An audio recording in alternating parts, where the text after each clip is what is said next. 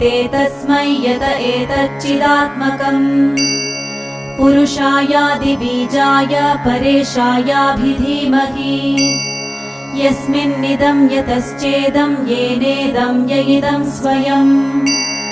योऽस्मात् परस्माच्च परस्तं प्रपद्ये स्वयंभुवम् यस्वात्मनीदं निजमाययार्पितम् क्वचित् विभातं क्वच तत्तिरोहितम् अविद्धदृक्साक्ष्युभयं दरीक्षते स आत्ममूलोऽवतु मां परात्परः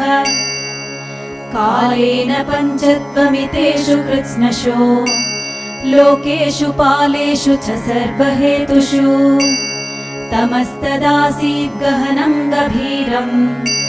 यस्तस्य पारेऽभिविराजते विभुः